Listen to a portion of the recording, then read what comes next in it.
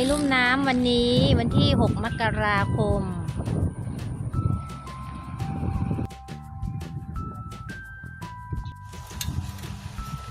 ตรงนี้เริ่มมีกิ่งไม้ต้นไม้โค่นบ้างเป็นระยะ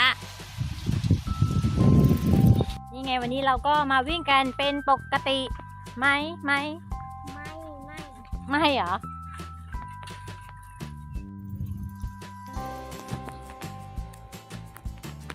นี่ก็เริ่มเห็นต้นไม้ล้ม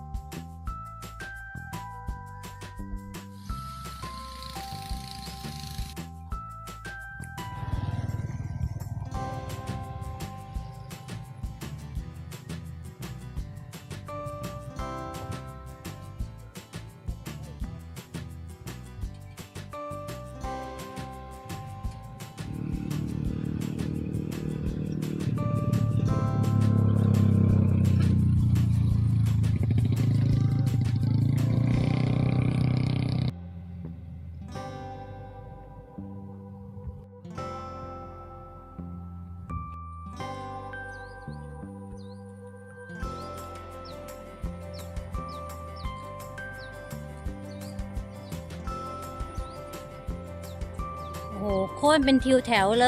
ย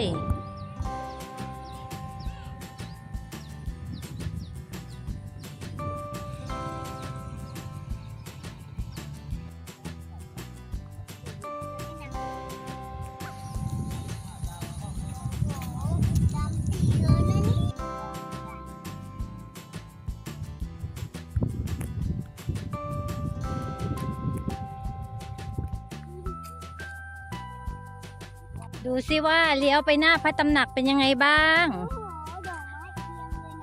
เอียงล้มเลยอ่ะ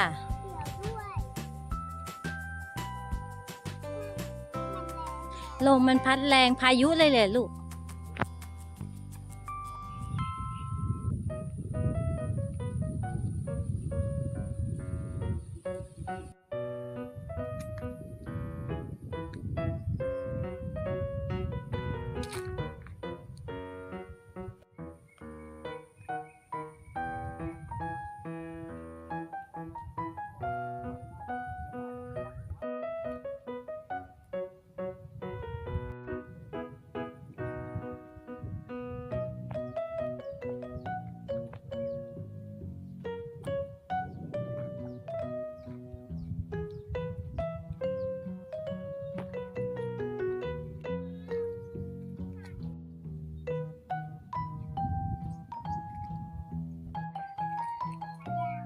ไปยากลูกบุกป่าฝ่าดงไปหน่อยวันนี้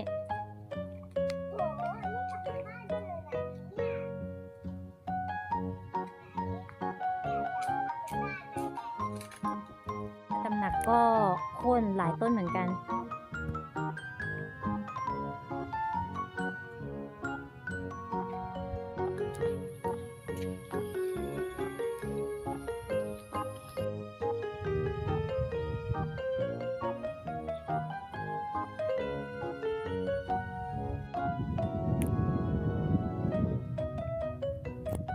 นี่คือต้นไม้ที่โค่นทั้งนั้นเลยเนี่ยหลบได้นะ